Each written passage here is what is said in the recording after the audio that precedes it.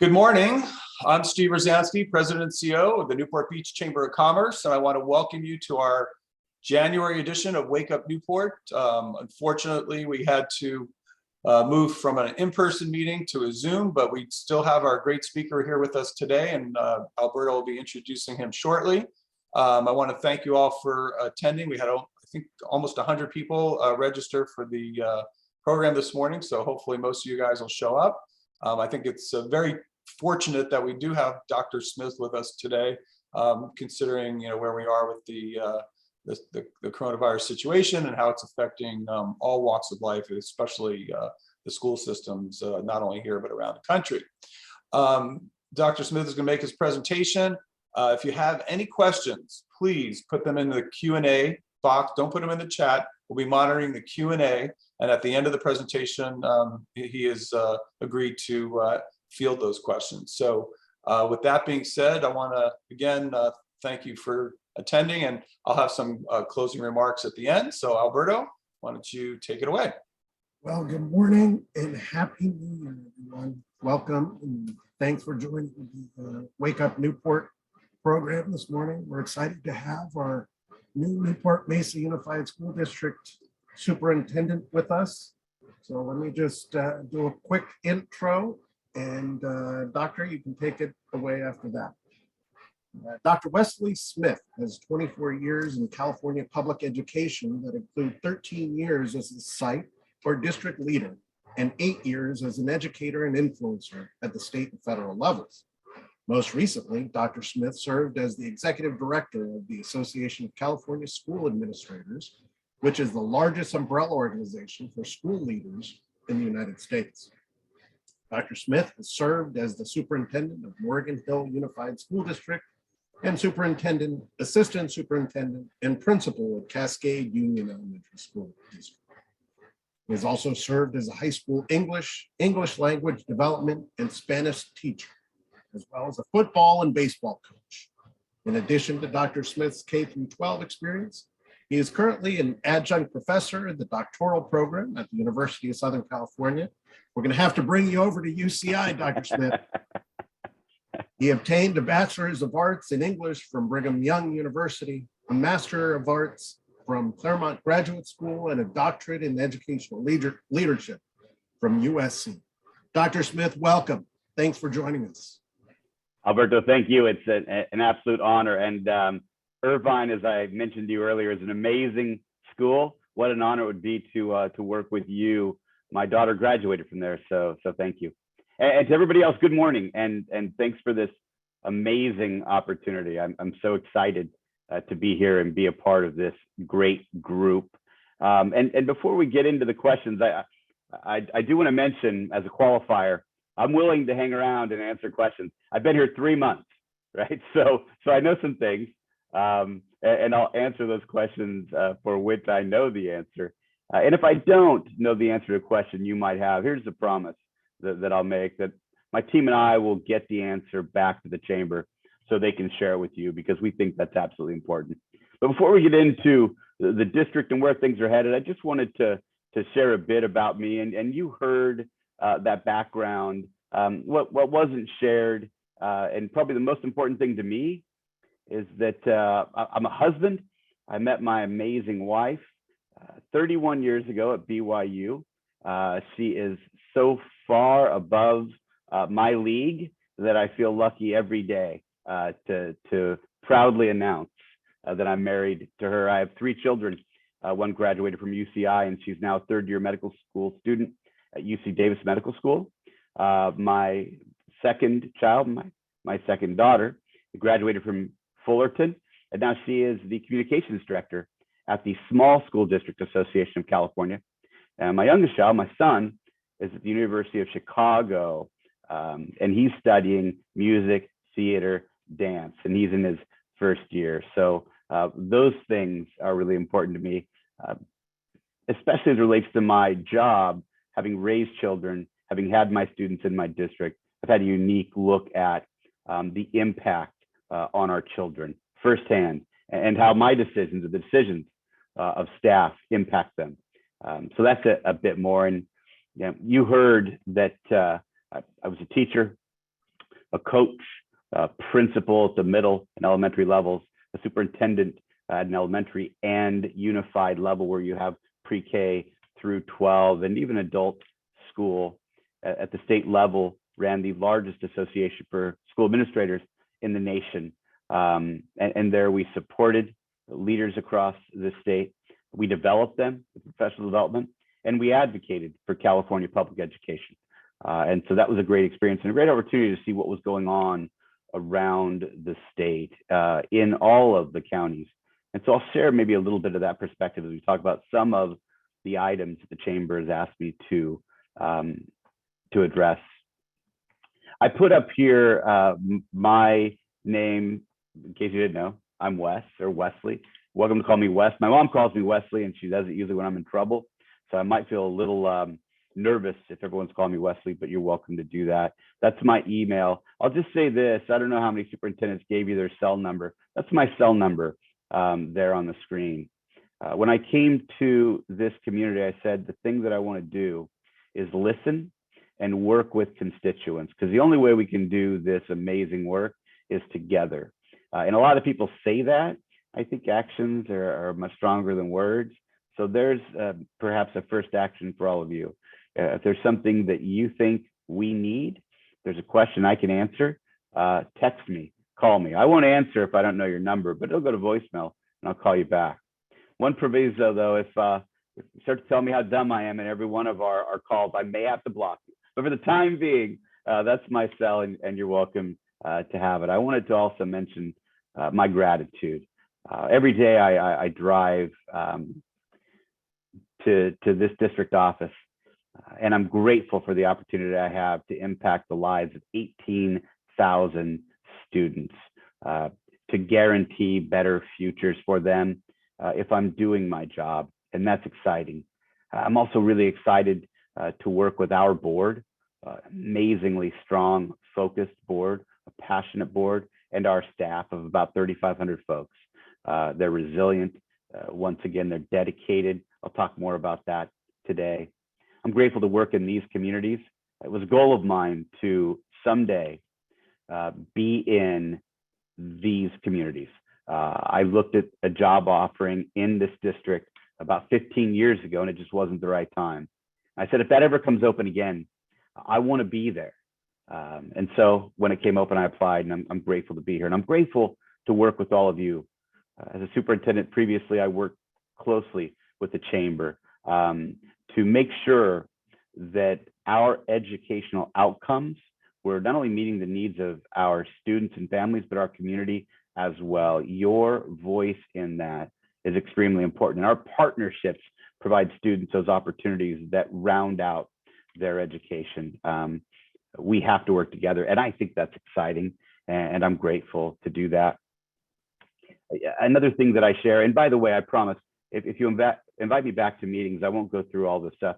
We'll just talk, but I think some of these things are foundational for me and important just to share. Nietzsche said, "He who has a why to live for can bear anyhow." I want to share my why with you, why this work is so important to me, because it's what drives me. And my why really began in college, where I was in pre-med for 4 years, working as a scribe in the ER. And I had this desire to work with children, to save lives. And while I was in the ER, 2 young men came in who had attempted to save their lives. The last one was successful. And each of them looked at me and said, help me, save me. I was a scribe. I couldn't help them. And the doctor couldn't help. The team of doctors really couldn't help the last one. I drove home that night thinking about that experience. I thought about the teachers that I had, the educators I had growing up that cared about me when I didn't care as much about myself, who believed in me when I didn't believe in myself, who really got me to where I was at that point. And I thought to myself, maybe the emergency room isn't the place to help students and to save lives. Maybe it's education.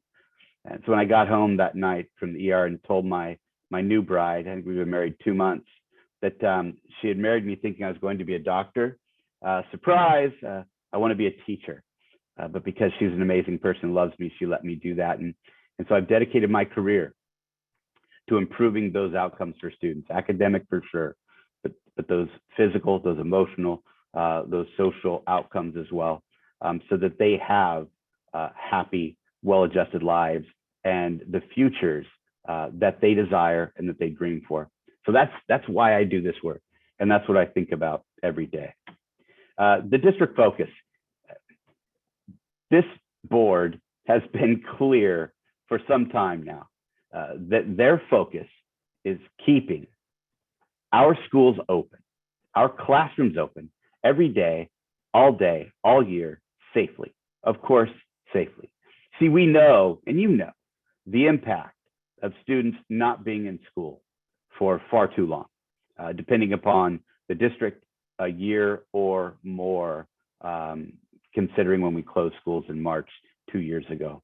The impact that had on their academics, we'll talk a bit about that. The impact it had, more importantly, socially, emotionally, on their emotional well-being, their overall wellness. It even had an impact on our families, our parents who are struggling to work virtually and teach, counsel, etc. And so this district knows this. They know the importance to our students. And so this is our focus. And they haven't been distracted. I watched them on YouTube when I was thinking about applying for the job. They were resolved then, and they are just as resolved today. This is their focus. And so how's it going? How is that working right now? Well, I'm proud to announce that we have kept our schools open this week, and we've filled every certificated absence we've had because of either positive tests, illness, or quarantining, isolating. We've filled every certificated position every day this week. So our schools are open. Every classroom is open. We haven't had to combine classrooms yet, as some districts have. We haven't had to close certain wings of campuses yet. We've kept them open, but it hasn't been easy. I'll be honest. The workforce is thin at best before this recent surge. Districts all over the state started the school year without enough employees to fill every position certificated and classified. It's hard to find substitutes. This district does a great job of recruiting. This is a place people want to be, and I take no credit for that. This is cultural. This is something that's been set up over years. Folks are treated well here. The community treats them well here. They're respected. They want to be here. So we had great staffing coming in. We treat our substitutes well, and they want to be here. But there are too few of them. So we're doing what we can. But we have to keep our focus on keeping schools open. And when I talk about, what we're going to do moving forward, any course correction, us being nimble and pivoting a bit, again, is to keep those classrooms open every day. One of the things that we've announced recently, in fact, last night, somewhat similar to what the city of Newport Beach decided, is that we're going to temporarily suspend volunteers from being on campus until the target date is the 24th of January. Give us a couple of weeks, 2.5 weeks, to just protect that classroom so that the only people in that environment, if you will, are the educator and the students. Let's try to control the best we can that environment and the safety therein. Again, so we keep those classrooms open. Now, we know that the visitors that come to our campuses, they're passionate, they're helpful, and they're valuable. And so as soon as we can, we're going to get them back. We're going to get our volunteers back. We've had some progress in that regard over the last month, where we're going to be able to have our vaccinated and unvaccinated volunteers with a negative test so they can safely be on campus, be there. So we're expanding volunteerism after this temporary pause, if you will. And then our generous allies, like all of you that come onto our campuses for assemblies, for recognitions, for flag decks, etc. We'll get back to that.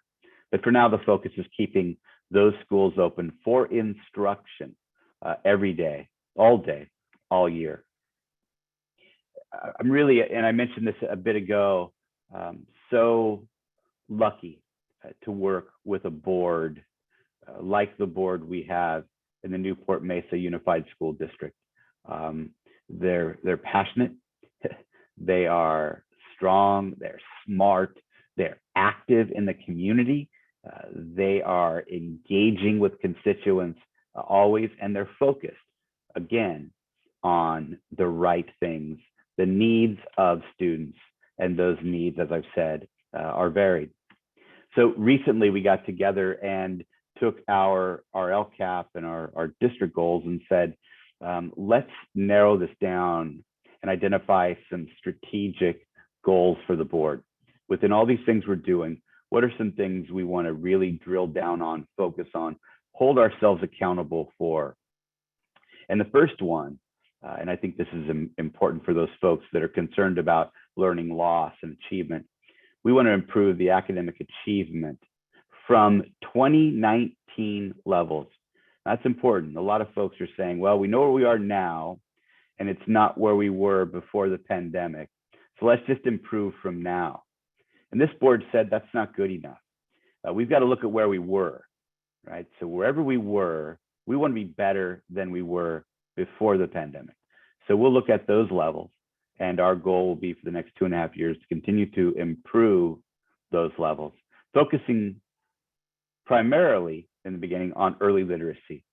We know the data, the research around literacy by 3rd grade, the importance of that in all of their subject matters, the importance of literacy on graduation, by college entrance and completion, and then workforce production. And so we're going to focus on that. And we're going to focus on the expansion of learning opportunities. We want to give our students more, not fewer opportunities to learn, to improve, to evolve academically, socially, and emotionally. And so that's something we're going to focus on as well with our strategic goals. And I'm really happy to report that we've already started work in these areas. We didn't want to wait, even though things are tough with the pandemic and managing staffing and all of that. The team also focuses on these academic outcomes and learning opportunities. We have a partnership already with the California Department of Education. They've flown people down before the holidays to help us become a model district for the state with expanded learning opportunities, doing more before school, after school, in intercession work, and not just for some students, right? Because what we have to understand is all students have needs, right? All of them. And they all deserve expanded learning opportunities. And so we'll be looking district-wide at how we provide more of those opportunities for our students. And we're excited about that. We're going to look at expanding whole child supports. Again, that whole Maslow over Bloom, right? We're going to make sure that their needs are met so that we can grow their academic achievement, right? That we can grow their academic progress. So we're going to look at how do we provide more of those. The district already has a phenomenal multi-tiered system of support. We're going to continue to bolster that and anything else we can do to get those students the supports they need to be successful in and outside of the classroom. Here's one that I hope will resonate with our communities. This board wants us to more meaningfully communicate and engage with our constituents. So we want to get better about communicating, understanding the needs of our communities, getting ideas from them. Again, I started this with my cell number. We mean what we say. We want to be better about this, and we're going to continue to improve. And we won't get it right the first time, but we're going to keep trying and continuously improving until we're working together at the level we need to work to benefit these 18,000 students. And then we have, 32 sites that have lots of needs, and we have, a finite amount of resources. So we want to be strategic about how we build and maintain those resources, those sites. So we're going to have a strategic plan, a master plan that's going to guide us in that work. See, we know that schools are one of the hubs in a community, and we want them to be well maintained. and appropriate for our use and for community use. And that's something we've got to work on, straightening that out. But we want these sites to benefit our communities, to benefit your businesses, to benefit our constituents. So we're excited about that, and that'll be coming as well. I was asked about learning gaps and mitigating those learning gaps. It's interesting as researchers have looked at this over the last 2.5 years, what they found, and pretty consistent here, is that literacy didn't delay as much as numeracy and content knowledge. We speculate that that's because a lot of folks were still reading, social media even, on their devices. They were Zooming, they were reading in the chats. Folks were reading for the most part, more than they were doing math and content knowledge. And so being, aware of that means we've got to be looking at those gaps in math and science, and certainly focus some of our expanded learning opportunities on those gaps. This is an interesting one. We also found that when students came back to our district now locally, they had almost forgotten how to interact with one another. Interesting construct. They'd forgotten how to play together, how to socialize with other students because they'd been isolated some amount of time. And so we know that one of the mitigations we have to provide is how do we remind them? How do we encourage that? One of the things we're working on right now, and the board's going to consider that next week, in fact, is structured play during recess and lunch at our elementary middle schools. So a way for those students to once again be reminded how we play and work together. Right? Maybe we need structured play at the federal level. Wouldn't that be nice? Well, anyway, for another day. There is no better mitigation for any kind of gap than high quality first instruction. I remember when the board hired me and they said, hey, what programs might you bring to the district? And when someone say, hey, what's a new program you're going to bring to the district? I'll always say, the best program is high quality first instruction. So we're going to focus on that. We're going to make sure that we guarantee that. And then we provide the other things that students need, but nothing supplants high quality first instruction. So we're going to focus on that. Also, researchers have shown that the worst thing we can do coming out of the pandemic is just drill and kill, give students more of the same. They even struggle with this learning loss concept because how do you lose something you didn't have, right? So a lot of folks, and this is where we're looking as well, they look at learning enrichment and enhancement. How do we enrich and enhance the learning opportunities we provide our students? So if you have high quality first instruction, and then you enrich and enhance the educational opportunities for students otherwise, now you've got a system that works. So we'll be looking at those things as well to address those gaps. And here's another thing, and some folks will say, that's soft, relationships don't matter. Just get in the classroom, do your work, you'll be fine. Ton of research on the impact of relationships. I would even put forward anecdotally. When you look back at teachers that you remember, how many of us remember them because they were really, really smart, right? Or we remember them because they really, really knew their content. But typically, we remember them because they created a relationship with us like they did with me, where encouraged me to try harder, to challenge myself, to feel safe in failing so that I could succeed ultimately. Those are the people that changed our lives. And so we want to make sure that we never forget that these outcomes begin with appropriate relationships and focusing on that. What they found, several researchers during the pandemic, was that relationships between teachers and students and teachers and office staff improved during the pandemic because people asked more questions. They got to know one another better. They seemed to be more empathetic towards one another. Well, so that's a silver lining. That's a lesson we have to take from school closures and apply moving forward. And we intend to do that here. And then, as I said, expanded learning opportunities, before school, after school, intersession. In a perfect world, in my perfect world, a school would never be closed, right? It would be the center of a community, and it would be there and be open 24/7, 365 for those who need it, right? And so how do we do more of that for our students? And then community schools is a way, as I talked about, whole child support, whole child education. And this is something that I've mentioned at the chamber that we might be able to work on together. We want to provide these community schools. And what that means is we pool resources that address whole child support at our schools. We get community involvement. We get agency involvement. We come together and we say, we understand that students need a lot and they don't get all of it in a classroom. So how do we provide an environment where they get those things also? And they're called community schools because the community works together to provide that. So I'm really excited to continue talking to the chamber about how we might do more of that.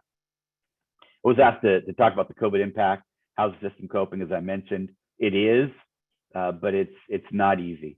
And so we're making decisions like volunteerism, like visitors in the short term to keep our focus on keeping schools open. People, as you can imagine, they're feeling it. I mean, they just got back from a recess. You'd hope, and it's typically the case, people come back, they're energized, they're rested, they're ready to get after the second part of the year. And they were. And then they hit what we're experiencing statewide and in our county, things that you're seeing also. And so they're struggling. So we're trying to support them as best we can. We're trying to ease some of the burden so they can just focus on teaching kids and keeping the classrooms open. I was also asked to talk about some of the more dicey topics, issues that really fire people up. And I think, we have nothing to hide. And so I told the chamber I'd absolutely talk about some of these things to the extent that I can speak to them. When I talk about the politics of the pandemic, we know that there are public health issues, and then these issues have also become political, and we see that played out in our places of politics, board meetings, chamber meetings, perhaps city council meetings, etc. And we get asked a lot about the masks and the mask mandate. I suspect that this audience has a lot of those same conversations because of the mandates by which you have to live and operate your businesses. But in California, the California Department of Public Health and the Orange County Health Agency both enforce that masks are mandated in our schools. And moreover, if school districts did not follow those, they would be fined and or closed. Now, again, our board's focus is keeping schools open. And so they are following state mandates. And we have people say, well, it's not a law. Okay, for us, it's a bit of a red herring argument. Maybe it isn't a law, but it is enforceable by the state, and they can close public schools. So it has the result of a law, and we're going to follow it to keep our schools open, which doesn't mean that anybody on that board or anybody on the staff necessarily agrees or disagrees with what people feel about masks. They don't weigh in on that. What they're saying is, this is a state mandate, we're following it to keep schools open. We're hopeful that as we get through this winter surge, as things improve, we're hopeful that even this year, the state will adjust that and we'll be able to do things differently. That's our hope, and we'll keep you posted. As far as mandatory vaccinations for staff or students, there aren't any, just to clarify. Even the vaccine mandate for staff is really a testing mandate. If staff aren't vaccinated, they have to be tested. And there is no vaccine mandate for students. Some folks have heard that the governor was going to implement one January 1st. We've been telling people here in our district, nah, don't hold your breath. And guess what? January 1st came and went. There is no mask mandate for students. Some districts have done it. Los Angeles Unified, San Diego Unified. Those have been challenged in court. I can tell you this, this board is not entertaining a student vaccination mandate, and they have no intentions of doing so. Now, what the state does, we'll wait and see. And folks are certainly getting involved in political advocacy throughout our communities and saying, hey, make sure that parents have choice. The governor has recently said that his plan, they would maintain that personal belief exemption and religious exemption, give parents choice. The legislature is the only group, and that was played out again in a court in San Diego. The legislature is the only body that can strip the mandate of those personal belief and religious exemptions. And we certainly value parent choice in the Newport Mesa Unified School District, right? And so there isn't a mandate for students. There isn't one imminent that we can see. And so the board hasn't entertained that item. They haven't been writing letters about it or making speeches about it because they don't take time discussing potential legislation. Instead, they focus on what we currently have. What we currently have is a challenge keeping schools open all day, every day. What we have is difficulty meeting the varied needs of our 18,000 students. So that's their focus. And I certainly applaud them for that focus. Here's another one that a lot of people are passionate about. And you know, what's interesting is that you can look at the Britannica definition, and you're all highly successful and educated. And so, you know, I'm sure you've heard this definition before, you know, but it came from law programs where they looked at race as a social construct, not a biological factor, and how racism was inherent in the legal system, in our laws, was really used to keep social, economic, and political inequalities between whites and non-whites. So that's what CRT was, defined then. What's a challenge with the definition is that the author who coined CRT said, you know, it is evolving. And so with that statement, folks are certainly applying different definitions, right?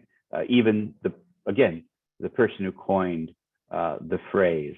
And so folks have different opinions of what CRT is. I met someone when I first came to this district. I consider Arthur my friend. I don't know if he considers me his friend. I've never asked him, but I sure appreciate him. And we were having this conversation about this. And I think what he said boils down to the core for a lot of folks. I'm not suggesting I know what it means for you. I'm just saying for a lot of folks, I think they'd agree with him. He said, where I land is we should never be taught to feel ashamed or guilty for being an American or for being white. And absolutely, right? For a lot of people, that's a concern. Are we teaching students that they should be ashamed or guilty for being an American or for being white? What I can tell you is I've looked statewide and I've had that perspective. You know, CRT isn't the foundation. It hasn't influenced curriculum in the state at all. Districts as systems don't teach it. This district certainly does not teach it, will not teach it. But there are individuals, of course, that will do something in their classroom, in their venue where they do that. And that's where we have to get involved as a system and say, hey, that's not a part of our curriculum. It's not a part of what we teach. And so we're going to be working on that. But if I look back at Arthur's definition, I can certainly guarantee that while I'm superintendent in this district, that will never be the case. But let me tell you, we can't allow folks that say, at least we can't, you can, we can't in the district, allow folks who take the language, hijack the language, and say, CRT is everything I don't like, to get in the way of us doing the work that we need to do. For example, folks will say, well, if you're trying to do whole child education, that's CRT. I scratch my head a bit because in the name CRT is the word race, and whole child has nothing to do with what race you are. It just means that you have varied needs according to Maslow, and we need to meet those needs so we can get to your academic outcomes, right? So we take it and apply it. And while people have every right to define it how they want, we can respectfully disagree with that definition and continue to focus on our work in the Newport Mesa Unified School District. Here's what we're going to do. We're going to meet the diverse needs of all students. And remember, diversity and equity came long before the word CRT. It was a Republican president under No Child Left Behind that put equity as a metric, right? And it doesn't mean race, equity, or diversity. In my district in Northern California, we were over 90% Caucasian. Our diversity was socioeconomic. We had some middle-class students and we had some very, very poor students. And we had to figure out how we could meet their diverse needs based on socioeconomic status.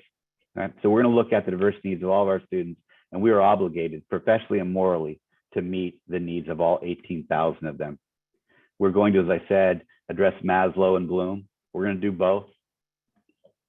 We're going to make sure the content is representative of this great nation and its great diversity, that the content is accurate. And we're going to develop cultural competency. And remember, culture isn't race. Cultural competency means that as we're trying to reach kids, that we understand how best to do that. That's all. And so as we approach this is how we're going to move forward. And I'm going to be thinking about what Arthur said every time that I make a decision based on our pedagogy or curriculum or programs here in the district. So those are the questions I was asked to address. I think I went a couple minutes maybe over. I just want to thank you again for this opportunity. I want to thank you for welcoming me to this amazing community. I want to be here. I want to end my career here. I want to retire here. We love being here. And by the way, I gave you my cell number at the beginning. This is my office number as well. Please let me know how the district can better serve you and our amazing communities. So thank you. Well, thank you, Dr. Smith, or Wes, as you prefer to be called. That was a great summary, and recognizing that you are fairly new to the district and probably don't know all the intricacies of what's going on there. I'm hopeful that you can still answer maybe some general questions, or at least with regard to some of the things that are you're currently working on. So I'll get to the first, and I'll remind our viewers, our participants here, please, if you have a question, type it into the Q&A, and we'll be, or Wes will be answering those questions as they appear. So the first question comes from Phil Betancourt, who's been around this area for a long time. And he says, please share with us district protocols for utilizing uniform resources or police officers on campus. And are there different protocols between Newport Beach and Costa Mesa police departments concerning engagement with their personnel? And so I know, just living around here a long time, that the police departments do have a relationship with the schools. There used to be a DARE program a long time ago. I don't think we do that anymore, but I do believe that there's some type of programming with DARE related that our district does. But maybe you can address some of those issues. How do we deal with policing on campus, I guess, is the question. Yeah, important topic. And as far as the protocols go, let me say, having only been here 3 months, I don't know explicitly what the protocols are, but I'd love to speak to the issue of policing on campus, and just begin by saying that in my career as an administrator, I have highly valued relationships with law enforcement, and was excited to know that in our communities here, you have the same respect for them. What I've seen is, when used correctly, law enforcement on campus build relationships with our youth that help them not only keep our youth safe, but also help them keep our community safe. They have trusting now allies in the community that start in the schools that they wouldn't have had otherwise. And our students feel safer in our communities because they now know law enforcement. And so it real symbiotic relationship before. I would also say this, and this isn't a NMUSD protocol, but where I've seen it work well The law enforcement on campus aren't used as wardens. They don't come in to drag students out. They're there to create relationships. They're there to be a presence, to demonstrate the value of law and order, and that it can and should be trusted. And I've met a bunch of our school resource officer, which is a program we have here. They're a great group. I meet regularly with the chiefs of police. We have one of their cells. I'll tell you, in Newport Beach and Costa Mesa, two amazing chiefs of police that are proactive in their communication. And so I value the program. I was on a statewide task force for the California School Boards Association until I took this job. And they had some conversations about trying to defund or not allow law enforcement to be on our campuses. That's where I had to step away from the table and say, I can't go there. I've seen it work. There might be issues of inappropriate use, fine, but it's working all over the state. And I believe it's working here. And if there are more protocols that the person asking the question was wondering about, I can certainly look into policies and get that to you. But overall, that's how I see it, how we're working with them, and what I believe is a great value in our community. Great, thank you. So we have another question here from Erica Beach. She's asking something that actually I haven't heard a lot about, but maybe it's a thing. What is the likelihood that the district will be split between Newport and Costa Mesa, and who determines if and when that happens? So is there any possibility that Newport Mesa Unified School District will be the Newport School District and the Newport Beach School District and the Costa Mesa School District in the future? Yeah, it is a process, state process, challenging process. It involves communities and legislators. Here's what I'd say. I believe there's a great benefit for our communities being in the same district. I think we learn from one another. I think heterogeneity is important in education and in systems. And I love that this district is the makeup that it is. It's also my job, and I understand the challenge in this, but it's my job to make sure that we meet the needs of all students. And that means all schools, that means both communities. And they have some similar needs and they have some different needs. And so if I'm doing my job and my team, if we're doing our job and we're meeting the needs of those schools, why would the communities want them to split? And so it isn't a conversation that's happening right now. I believe that if we're doing our jobs, it needn't be a conversation we have. And I'm committed to doing my job. As I said, I drive to school, drive to the district every day, excited and thinking about how I can better accomplish the board's vision and the board's goals. Great. I have another question here from Paul Mathias. Paul was a former firefighter here in Newport Beach. He's asking about the new residential development in the Newport Beach area around John Wayne Airport, which will put Newport Beach residents into the Santa Ana School District, not the Newport Mesa Unified School District.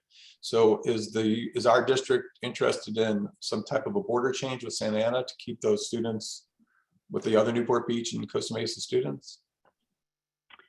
That's an interesting question. By the way, shout out, I gave a shout out to our law enforcement, shout out to our firefighters.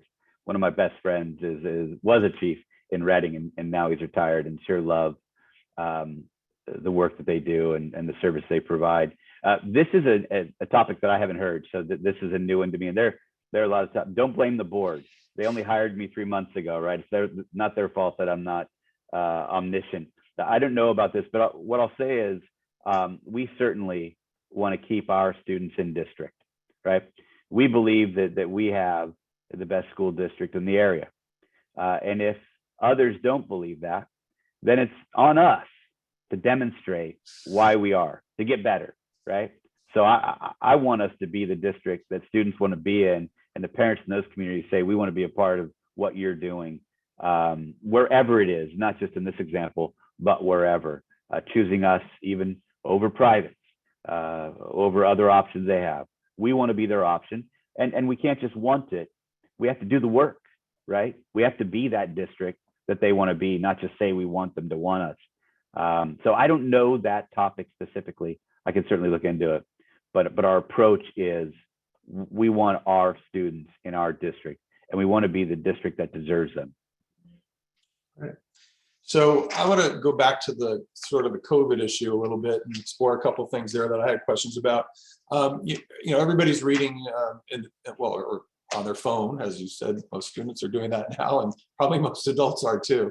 But in phone or the newspaper, wherever they get their news, that this Chicago school district is out until, I guess, January 18th, because their teachers don't want to go back to work, and their union has taken a position against sending them back until I think everybody's tested. And so are we seeing, or how are you working with our unions here, our teacher unions, to prevent situations like that? But one of my slides, the bullet was relationships. You might remember that. And I was talking about the power of relationships in the classroom between students and teachers, between principals and teachers. Relationships are paramount between the district and labor as well. They're our allies. We meet with them regularly. And now that things are heating up, we meet with them weekly. We're asking them, how's it going? What can we do to help? What do you think we ought to do here, right? There's this concept of leadership from the middle, right? And that's one of the things I believe in strongly, that we come together and we co-create these solutions. And I started that day one. Even before I started officially in the district, I flew down to meet with labor leaders and to say, hey, only together, right? Only together are we going to meet the needs of these 18,000 students. So how do we do that work? Right? I value you. You're the expert. I know a little bit about leadership and managing and operations. You know the classroom. How do we do this? So the relationships for me started before I even started the job. They continue now. We have a great workforce here in Newport Mesa. I'll tell you, these folks want to be in the classroom. They don't want to be at home. They don't want to be online. They're excited to be in the classroom. But let's be honest as well and recognize that they're stressed out right now, right? We had folks who were traumatized dealing with traumatized students for a year and a half. And they come into this year and they're kind of excited, things are kind of back to normal. And now this hits us. So we're working with them to say, how do we support your folks? How do we take something off the plate so you can focus on the priority, educating those students, keeping the classrooms open? So it's through relationships, it's through those ongoing communications, it's with this leadership in the middle approach and not this top-down directing, here's what you're going to do, here's what you're going to do. And we benefit from having, again, a great workforce in this district, but also really, really good labor leaders here that say, look, we want to communicate. I mean, their big concern with me when I came in was, we just want to communicate. Will you allow that? And I'm like, for heaven's sakes, please, yes, right? I remember the CEO of Starbucks had a chapter, the person sweeping the floor ought to have a say in the broom they use, right? I mean, doesn't that make sense? Of course we want to work together and listen. You're the expert, right? I know how to give speeches. You know how to change lives for children. So we're working with them. We've got great leaders. We've got great staff. They want to be here, and we're trying to do everything we can to protect them so that they can be here. Yeah. So just to be clear, you're not seeing similar types of requests from the union or the union, your labor people? Absolutely not. What I would say is we're absolutely not seeing demands, right? We're having conversations. Mm-hmm. They share what they need, and our team works on meeting those needs, right? And listening. So to follow up on something you just said, and you mentioned that, you know, the teachers are having to deal with these students who are coming back and you know, have been somewhat traumatized over the last year and a half because of the opening and closing and the virtual and not virtual, and you know, just those issues of dealing with COVID and the situations at home that their parents are facing.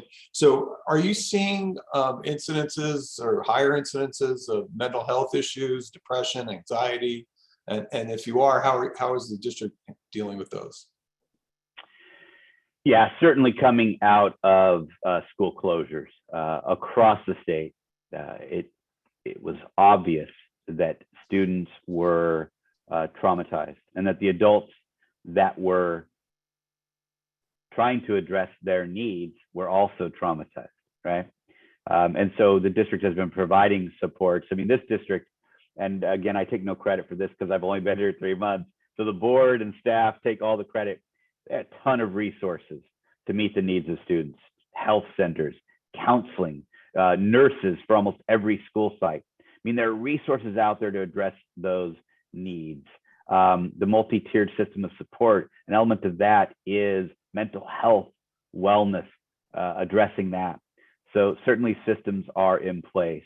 I think one of the things that where I hear at the beginning of the year, I would have said was, hey, this year, maybe the focus is, instead of a curricular focus or something like that, maybe the focus is, let's have students love learning and teachers love teaching and bus drivers love driving, etc., more this year than they did at the beginning of the year, right? So let's work on that. Keep the focus on the why, where we're headed. Again, minimize the stress, provide support, focus on those things that matter, teaching and learning and the love that we have for that. I think that would reduce a lot of stress for folks. We Dr. haven't, Smith, oh, sorry. if I could ask a question, maybe on a little lighter note, maybe talk about athletics within the school district. Yeah. I've got a couple high schoolers that have played lacrosse against Newport Harbor, and you guys have a great, tough team there. Any opportunities, any growth? What do you see for the future? Well, I have to say, Alberto, thanks for that question. And if you don't mind, I'd like to include in that extra and co-curricular. So sports, the arts, all those other things that hook kids. I think what we all know as educators is that most kids aren't in the classroom because they love the content, right? They're there for those other hooks, those other things, the relationships, the enrichment, etc. I only went to school growing up because I wanted to be a right-handed Kenny Stabler, right? I wanted to play for the Raiders. No offense to all the Charger and Rams fans. And I wanted to be a quarterback, and that's, I went to school because if you didn't go to school, you couldn't play sports, right? And I never grew, and there isn't much of a market for a 5'2" slow person with a bad arm in the NFL. So I didn't get to play, but I was educated through the process. So I understand the hook. My son and my middle daughter went to school because of the arts, right? And so this district has rich programs in that regard. And as long as I'm here, we're going to prioritize those co-curricular, those extracurricular activities. We're going to continue to support athletics, the arts, and other activities for students, because those are the hooks that keep them going. And that really provides some relief when things get really, really tough for them.